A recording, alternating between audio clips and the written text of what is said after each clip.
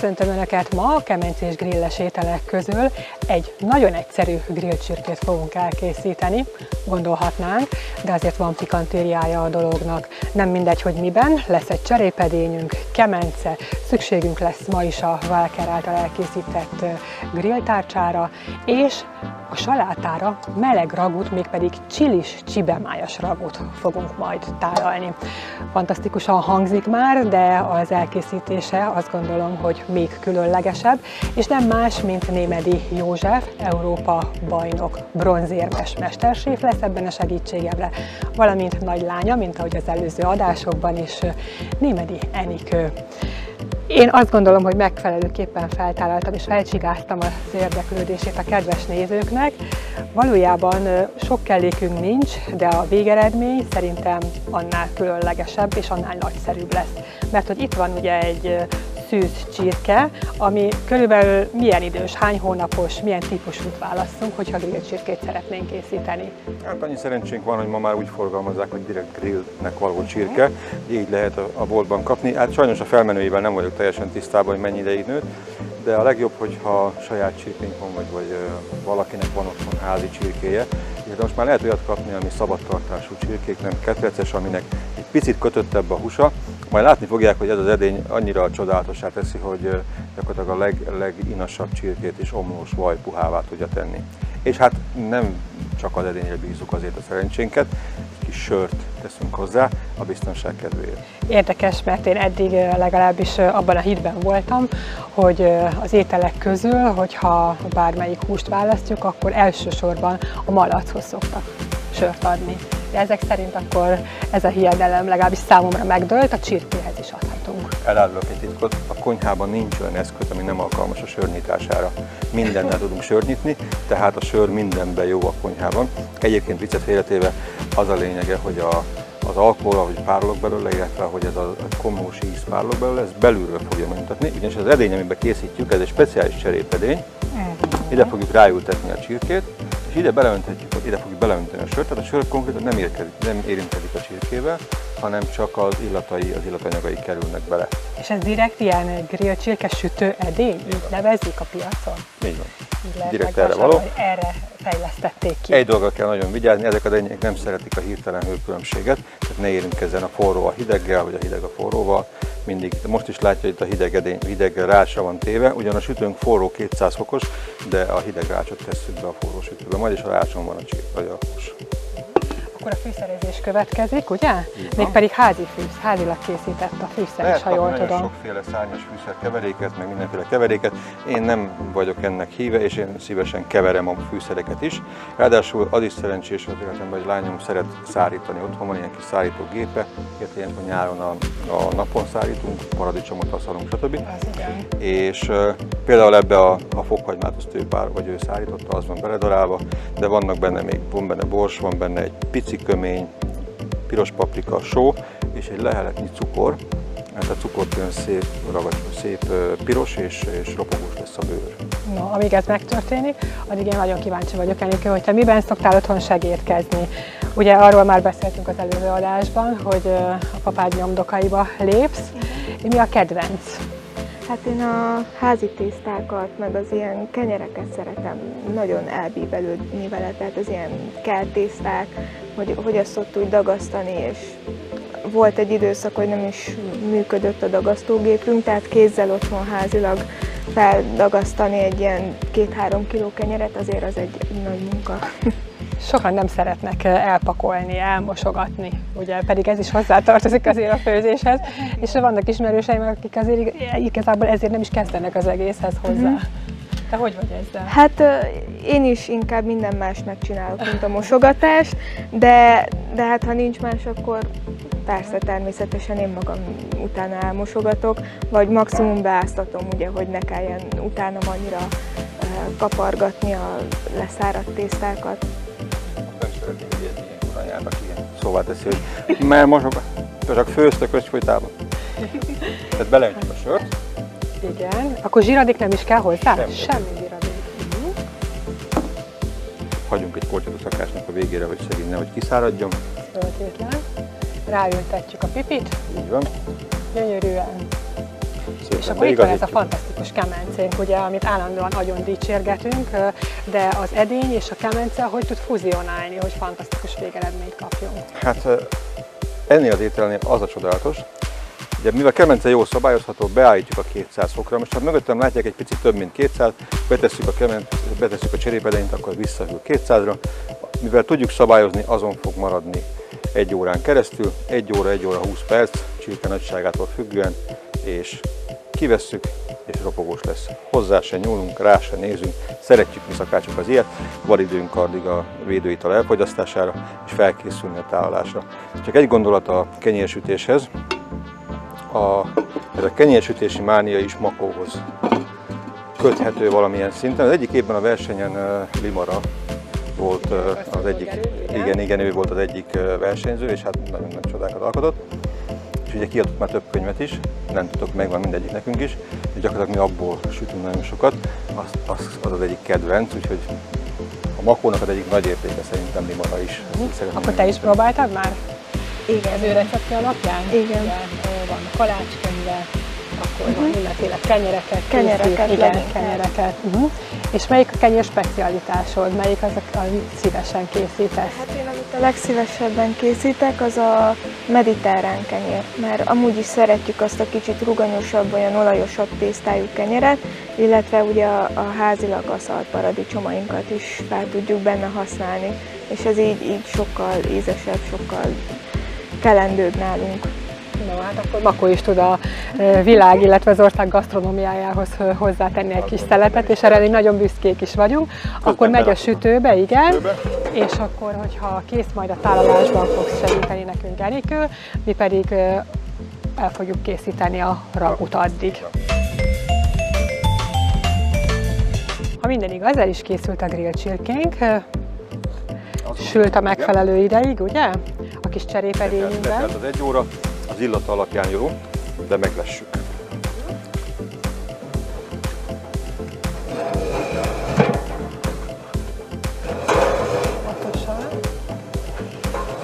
De nem is a kezemet féltem én, hanem a cserépedényt. Jaj, én jobban féltem a kezedet.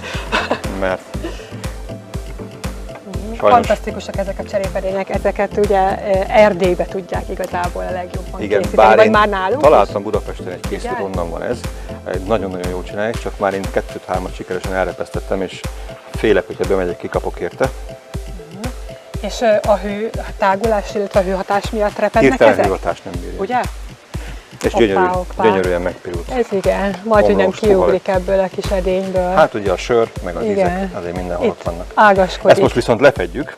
Igen, és hagyjuk hűlni egy picit még. Picit hűljön, illetve ez itt melegen tartja nekünk a cserépedény, addig, amíg elkészítjük a raguját. Így van, és akkor ez ugye, ahogy beszéltük már, ez egy speciális saláta, mert hogy hideg salátára mereg ragú. Ezt szerintem kevesen hallották, de most nagy divatját éli ez is, ugye? Ez a Így fajta van, így van. saláta. Igazán a távol-keleti konyha használja rendkívül sokszor az, hogy a hideget a forróval vegyíti, keveri, úgy tálalja be, és most már egyre jobban beszivárog a magyar gasztronómiába is. Olyannyira, hogy ebben az ételben 2 teljesen külön világot keverünk össze, mert fogunk pirított májat készíteni, és ehhez teszünk édes csilit, balzsamecetet, és ezt keverjük rá a friss salátát. Az ő. Egy készmártás, az a neve, hogy sweet chili. Mert hogy látok itt is kis pici csilikéket. Az csak azért van benne, hogy picit csípősebb legyen. Picit csípősebbé tesszük. Adunk majd neki. És ehhez a raguhoz szükségünk van, ebben az adásban is ugye a grillre, nem csak a kemencére. Így van. Ha már kint dolgozunk a kertbe, akkor amit csak lehet csináljunk ott, mert azért ugyanazok az ízek nem jönnek össze a konyhában. A technológia megvan hozzá, meg hasonlóan jóra meg tudjuk csinálni, de azért itt kint a szabadban dolgozni is jobb, meg hát más lesz, picit füstösebb lesz, picit ízesebb lesz. Enikő, itt egy hatalmas nagy zöld salátástál, viszont látom, hogy nagyon sokféle saláta van benne. Igen. Mindent belepakolhatunk? Ebben Igen, például persze. mit látunk? Ebben most rukkolát találhatunk, madárbes salátát, igen, illetve apró, hát ilyen közepesen nagy kockákra felvágtunk még jégsalátát. De igazából ízlés... Bármi mehet bele. Igen, Annyiféle zöld saláta van már, persze. amit éppen találunk a polcon, igaz? Igen, igen. Jó, és akkor ezzel gyakorlatilag semmit nem csináltunk, ugye? Ezzel semmit. Semmi fűszerezés, gyönyörűen összevágtuk, és várjuk majd rá a forró ragot, amit mindjárt Tulajdonképpen ez lesz a dresszingje a salátának. teszünk a Ez fogja grillre. megadni neki az ízt. Az, hogy a májat ki milyen darabokra szereti vágni, az egyéni dolog. Itt használhatunk kacsamájat, libamájat. Ez egyszerű csirkemáj, amit most használunk. Az a lényeg, hogy a nehezebb, nagyobb májakkal már a darázs megint érzi az Igen, ízeket. érzik, Nem múlik el a darázs darázs nélkül. igen. Tehát a sertés vagy a marha májjal is az a lényeg, mint a jenne csirkénél is. Látod, készen van a hús, és akkor csináljuk csak a májat, mert megcsináljuk, összeforgatjuk, és frissen, forrón fogjuk enni, és puha Mert lesz. ugye így van. Tehát a máj az egy elég kényes alapanyag, mert hogy itt a puhaságról van szó. Azt mondják, hogy amikor főzzük, vagy készítjük, sütjük, előre nem lehet, vagy nem ajánlott megsózni, mert akkor lesz kemény. És fontos azért, Vannak hogy... legendák és valóság. És mi Ugye a azt mondják, valóság? hogy nem szabad sózni a májat, mert akkor keményedik. Megkeményedik. Nem attól keményedik meg, attól keményedik, hogy túl sokáig csinálod, és hogyha besózom előre, és kiszívja a nedvességet, attól valóban megkeményedik, de amikor készítem, majd fogod látni, én is áteszem, sóznunk kell, mert hogy az adja meg az ízt. Jöhetnek akkor ugye a grillre valók, illetve hát ugye az imént a máj kapcsán a só témát kiveséztük, bár már a népmese óta jól tudjuk, ugye, hogy édesapám, Só. jobban szeretlek Van most téged, mint a egy sót. gyermekélelmezésben nagy divat, meg nagyon mondják, hogy a só első számú közellenség a só. Így van. Erről Sok- is akartam utalni a következő mondatommal, hogy akkor most só vagy nem só, illetve itt az adás előtt beszélgettünk arról, hogy ma már nem is olyan divat a sót használni. Vannak olyan éttermek, akik azt gondolják, úgy gondolják újra az ételeket, hogy só nélkül. Hát, az igazság, nekem van egy barátom, aki táplálkozástudománnyal foglalkozik, és ő azt mondja, azt vallja, és ezt én is hiszem és vallom, nincs egészségtelen étel, egészségtelen mennyiségek vannak. Ez ugyanúgy igaz a sóra is. Valamennyi sóra szükségünk van. A sejtjeinknek egy jó része, hogy mivel vízből épül fel, sóra szükségünk van, különben meghalunk. Létezik is egy olyan betegségfajta, amikor nátrium szegénysége van, és ez komoly problémákat okoz. Az is igaz, hogy a túlzott bevitel is problémát okoz. Hát szerintem a sóra szükség van, arra figyelnünk kell, hogy ne együk nyakra főre. Például amikor chipseket teszünk, vagy ilyesmit, azon nagyon sok van, azokkal valóban túl sokat viszünk be. És ahhoz Figyelnünk hozzá kell is rá. lehet szokni ugye egy idő után. Tehát, hogyha nagyon sósan eszik az ember, akkor gyakorlatilag pár év múlva, hogyha már a gyerekeinket így neveljük, hogy sós ételeket adunk nekik, akkor már nem fogják értékelni és szeretni. Ugyanez van az édességgel, hogy függővé válnak. Ha Só és megfigyelik, édesség aki függővé. tart házi állatokat otthon, macskát vagy kutyát, és vesznek ilyen dobozos ételt, ha az állat megszokja az egyiket, nem akarja elfogadni a másikat. Olyan adalékok vannak benne, ami hozzászoktatja, rászoktatja. Sajnos, mivel nem élelmiszertermelés, élelmiszeriparról beszélünk, hát sajnos ez itt is igaz már. Tehát gyakorlatilag mi szülők tudjuk elrontani a gyerekeinket, meg a családtagjainkat. Vezető úgy jó szándékkal van kikövezve. Minden szoktatás kérdése. Így van. Ugye legutóbb már beszéltünk róla, hogy mennyire jól lehet szabályozni ezt a grillt. Annyira jó, hogy most egy picit alá is kell gyújtanunk újra, hogy kellő hő legyen. Itt látni néha kicsapnak a lánynyelvek. De nem baj, mert keveset tettünk alá, és gyakorlatilag mint egy serpenyőt használjuk. Nem is pirítjuk sokáig a hagymát, hozzáadunk egy kevés színes zöld paprikát, és egy picit csilit, amit összevágtunk. Egyébként ugye csak így praktikussági kérdésből, ugye most nyár van, lecsó szezon, nagyon olcsó a paprika, paradicsom, hagyma. Ugyanígy kezdjük, ugye, hogy először mindig a hagyma, és utána a paprika. Igen. Én a lecsót És a úgy csinálom, legvégén a paradicsom. Én a lecsót úgy csinálom, hogy először is én a paradicsomot meghámozom, mert a paradicsom, amikor megfő a lecsó, akkor lependődik a héja, és ezt nem szeretem. Tehát forró vízzel egy pillanatra megmártom, azzal eldobja magát a héja, le lehet könnyedén húzni, és úgy vágom össze. Másrészt, amikor pirítom a hagymát, ugyanígy lepirítom a szeletelt hagymát, közben ezt egy picit megsózom, Só, igen. és nem a végén sózok, hanem ilyenkor, hogy a paprika egy picit megpuhul. Tehát lepirítom a hagymát, és én akkor teszek rá egy picit cukrot, de csak keveset. Azzal dinsztelem a paprikát, rá és a hagymát, rá a fokhagyma, rá a zöld paprika, a kockára vágott paradicsom.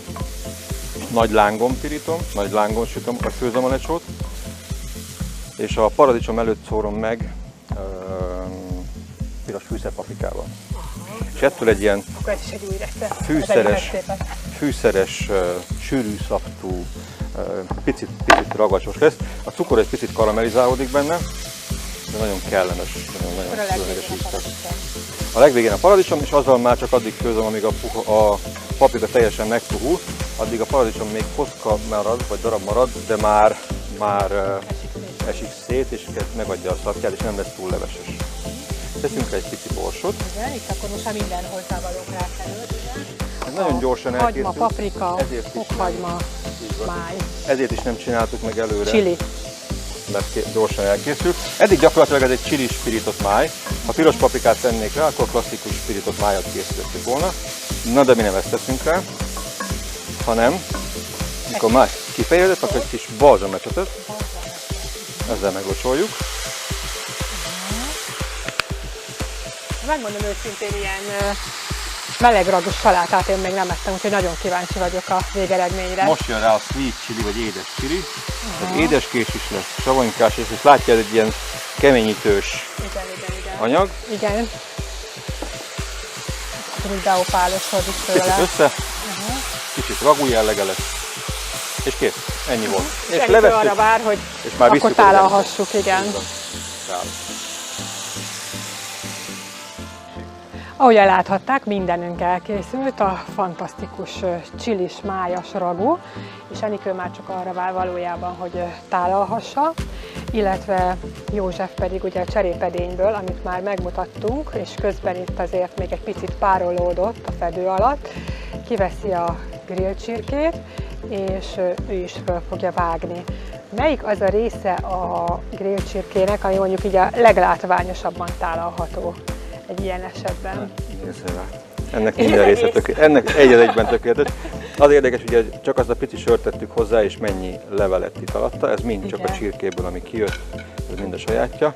A legnehezebb része, hogy ezt úgy áttenni a deszkára, hogy ne jöjjön szét. Én azt gondolom, hogy a melléből is vágunk, meg a combjából is vágunk egy darabot. Jó? Jó. Enikővel pedig akkor tálalják azt. No, akkor ide húzom neked, jó? Fantasztikusan néz ki, jó kis szaftos. Akkor merré vagy rá? Rá szoktuk. Rá? És akkor ezzel ugye a szaftja is végig csorog majd a salátán, és csak kicsit át kell forgatni majd étkezés előtt. Tehát összekeverni. A tálaláskor már, vagy mindenki magának a saját asztalánál magának. Tehát úgy szoktunk általában tálalni az ilyeneket, hogy majd a vendég magának átforgatja. Te készítettél már? Nem, ilyet még nem. Te kóstoltad? Otthon már készült? Nem, ilyesmikkel ritkán lett minket édesapám. Igen? Csak mi vagyunk ilyen kitüntetettek? Az az igazság, hogy óvatosan kell bánni az újításokkal, mert aztán rászoknak. Van egy mondat, ami gyakran elhangzik, hogy na kóstold meg, milyen? Nagyon finom, köszönöm, nem kérek. Ó, hát mellé teszünk egy combot, gyönyörűen mellett. Gyakorlatilag közben teljesen ki is csontozódott a húsunk. Igen, az az érdekes, hogy egy végigfedés alatt volt a sütőbe, a kemencébe, és mégis megpirult a bőre. Ha óvatosan hozzányúl, igen. Egész ropogós, azért mondom, hogy ezt tudja az edény. Igen, hogy nem kell levenni, hanem így alatta megpirul. Ez egy egyszerű étel, talán egy picivel több ragut azért tehetünk rá, hogy egy picit ízesebb legyen, bátran. Fantasztikus. Különleges és mégis egyszerű. És akkor már mutatjuk is, és adjuk a receptet. Jó étvágyat kívánunk hozzá!